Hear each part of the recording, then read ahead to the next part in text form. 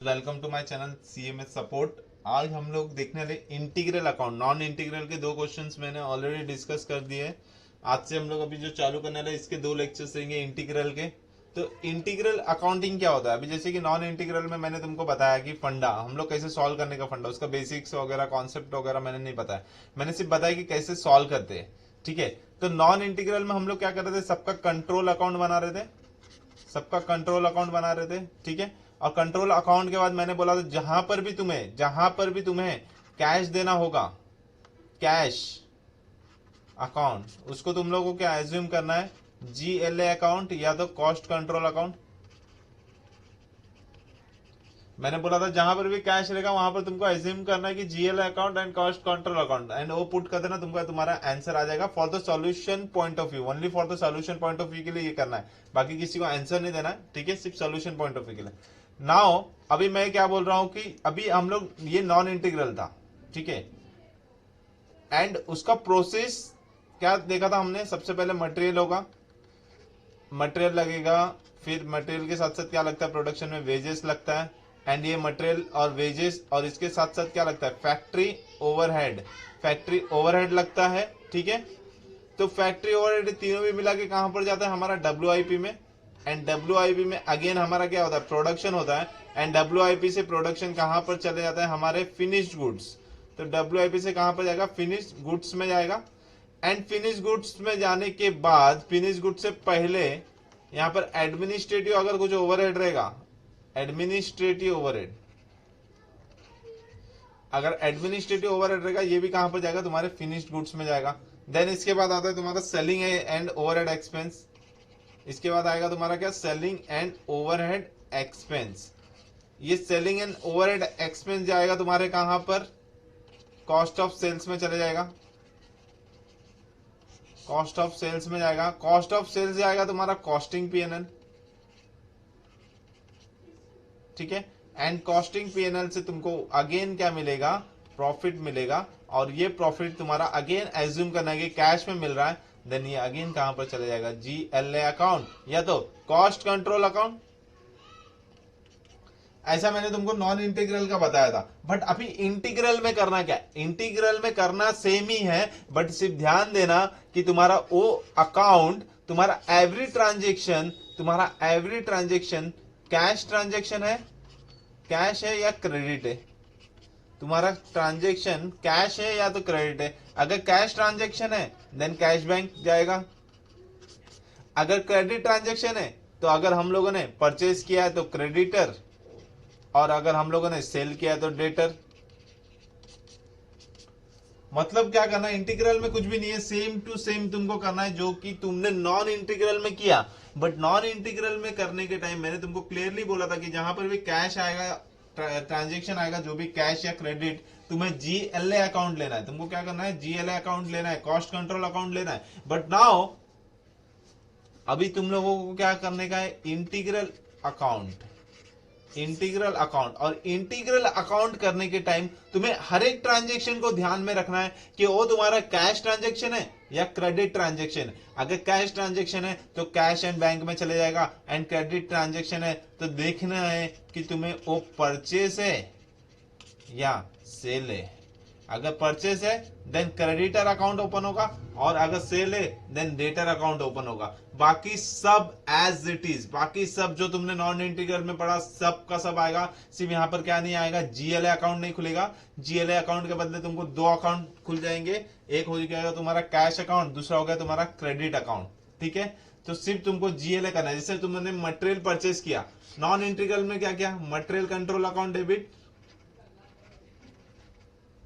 To GLA डाल रहे थे। अभी यहां पर जीएलए नहीं डालना है, कैश रहेगा तो क्या करना है, टू कैश अकाउंट आएगा, और क्रेडिट रहेगा तो परचेज है ना, तो क्रेडिटर अकाउंट।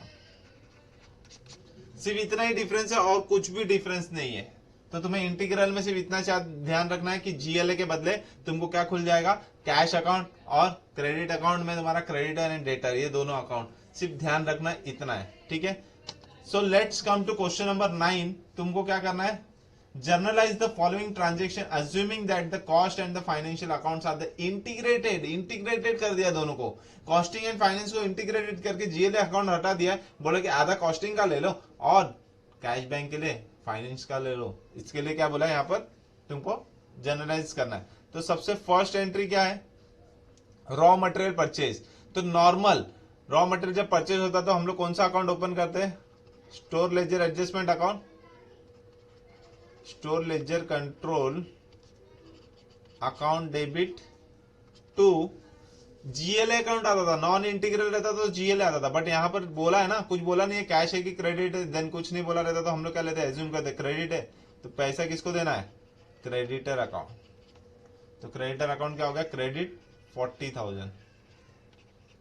ध्यान देना अच्छे से मैं क्या बता रहा हूं, ठीक है। नाउ सेकेंड क्या बोला है, direct material issue to production. Direct material issue to production मतलब मटेरियल कहां पर डायरेक्टली चला गया, प्रोडक्शन में चला गया, ठीक है। Direct material issue to production मतलब तुमने मटेरियल खरीदा था, अभी मटेरियल किधर जा रहा है, प्रोडक्शन में जा रहा है, प्रोडक्शन में जा रहा है मतलब डब्ल्यूआईपी को आ रहा है, डब्ल्यूआईपी कंट्रोल अकाउंट डेबिट, क्योंकि डब्ल्यूआईपी को आएगा वो प्रोडक्ट। एंड कहां से जाएगा, मटेरियल जा रहा है तो कहां से जाएगा, store ledger adjustment, store ledger control, कितने का, 30,000। Now third wages paid. Wages paid अंदर का क्या है वो बाद में देखते हैं, सबसे पहले वेजेस पेड कितना है, 24,000। तो पहले वेजेस पेड का देखते हैं। तो वेजेस पेड मतलब वेजेस कंट्रोल अकाउंट खुलेगा एंड यहां पर जीएलए नहीं आएगा, डायरेक्ट पेड बोल दिया मतलब, पेड बोल दिया मतलब क्या, पेड बोल दिया मतलब क्या, कैश ले लेता हूं। तो कैश अकाउंट कितना, 24,000,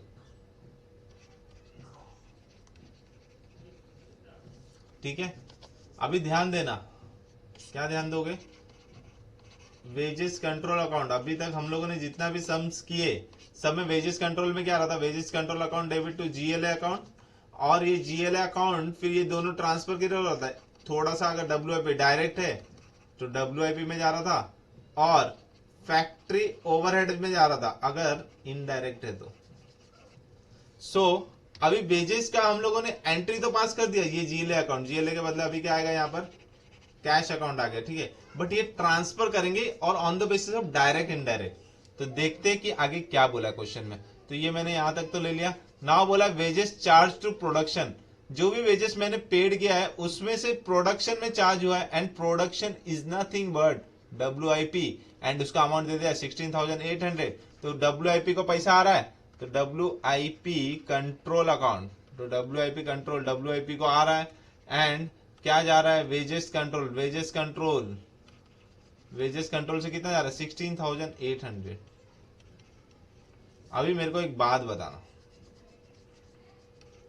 ठीक है। अभी यहां पर टोटल हम लोगों ने 24,000 किया wages control, wages control total कितना किया, to cash bank, to cash 24,000, इसमें से बाय डब्ल्यूआईपी चला गया 16,800।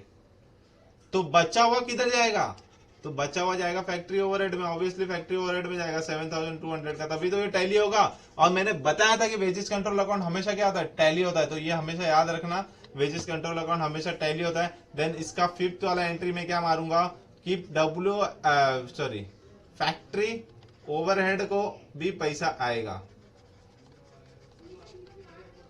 कहां से आएगा, वेजेस कंट्रोल से, तो बचा हुआ पैसा कहां पर जाएगा, factory overhead 7,200। Now come to 6 manufacturing expense paid. तो मैन्युफैक्चरिंग एक्सपेंस मतलब अगेन फिर से फैक्ट्री ओवरहेड, तो फिर से factory overhead control account debit to paid बोल दिया ना, इनकट बोला है, तो इनकट बोला मतलब क्या होगा, इनकट बोला मतलब कि पेड हुआ नहीं रहेगा, क्या हुआ रहेगा, हो गया है, क्योंकि इनकट हो गया हो, ठीक है।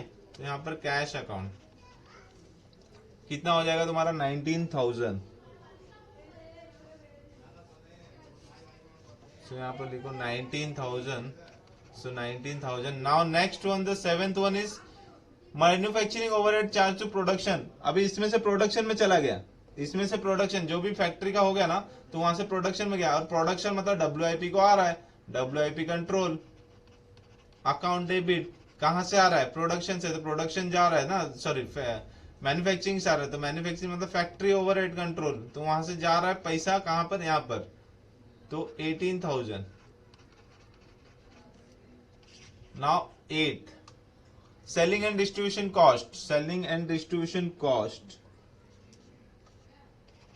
तो selling and distribution overhead control debit to cash account कितना है 4,000।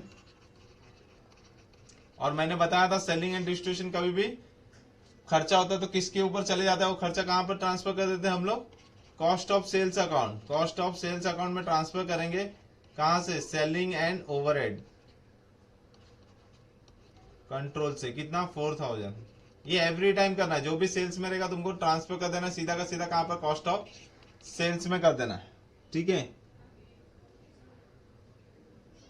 Now finished product at cost, तो प्रोडक्ट फिनिश प्रोडक्ट टोटल कितने का बना है 58,000, तो 58,000 का फिनिश गुड्स आया है, फिनिश गुड्स कितने का आया है 58,000। ये फिनिश गुड्स कहां से आता है, कोई बताएगा फटाफट, फिनिश गुड्स आता है कहां से, डब्ल्यूआईपी से आता है, डब्ल्यूआईपी जो भी वर्क इन प्रोग्रेस था वहां से क्या बनेगा, फिनिश गुड्स बनेगा, तो ये 58,000 हम लोग कहां से ट्रांसफर करेंगे, डब्ल्यूआईपी से ट्रांसफर करेंगे। Now the next one is the sales, sales कितना है, सॉरी ये 40,000 था ना, 40,000 मैंने अमाउंट गलत दे दिया, 40।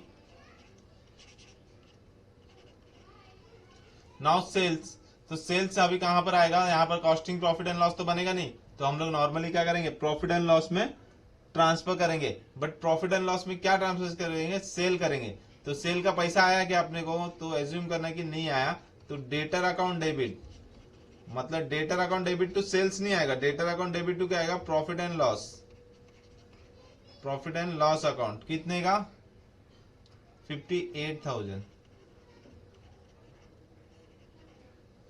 58,000 का तुम्हारा ये आ गया। नाउ क्लोजिंग स्टॉक तुम्हारा नील है, क्लोजिंग स्टॉक नील है तो उसका कोई एंट्री नहीं आएगा। Now receive from debtor, receive from debtor का एंट्री क्या आता है, cash account debit to debtor account, कितने का अकाउंट कितना आएगा 13,800, 13,800। Next is payment to creditor, अभी क्रेडिटर को जब पेमेंट देंगे तभी उसका एंट्री क्या आएगा, पैसा जा रहा है ना, तो पैसा जा रहा है तो टू कैश अकाउंट आएगा, और किसको जा रहा है, क्रेडिटर को जा रहा है, तो creditor account debit, and amount आ गया तुम्हारा कितना 12,000, तो अमाउंट हो गया तुम्हारा कितना 12,000, तो अमाउंट हो गया 12,000। तो ये हो गया तुम्हारा सबके सब जनरल एंट्रीज, पूरा का पूरा जनरल एंट्रीज सेम रहेगा, सिर्फ तुम्हें इस बात का ध्यान रखना कि जहां पर तुम्हारा जीएलए आ रहा था वहां पर तुम्हारा कैश आएगा अगर कैश ट्रांजेक्शन है, और डेटर क्रेडिटर आएगा अगर तुम्हारा क्रेडिट ट्रांजेक्शन है। तो ये है तुम्हारा क्वेश्चन नंबर 9 का सॉल्यूशन। क्वेश्चन नंबर 10 तुम्हारे लिए होमवर्क है, नेक्स्ट लेक्चर में क्वेश्चन नंबर 11 अपलोड करूंगा, और वो तुम्हारे इंटीग्रल नॉन इंटीग्रल के लास्ट लेक्चर रहेगा। तो जो भी तुमको डाउट है तुम लोग कमेंट बॉक्स में पूछ सकते हो, और अपने फ्रेंड्स को शेयर कीजिए। कोई भी अगर तुम्हें पूछेगा, अगर तुमको मेरा लेक्चर समझ रहा है, तो कोई भी अगर कॉस्टिंग के बारे में तुमको पूछ रहा है तो उनको बोलिए कि मेरा लेक्चर्स देखने के लिए CMS support. So thank you for watching, and जिसने पढ़ाई स्टार्ट नहीं किया है प्लीज पढ़ाई स्टार्ट कर दीजिए, 2 मंथ्स ही रिमेनिंग है। सो बाय बाय, टेक केयर।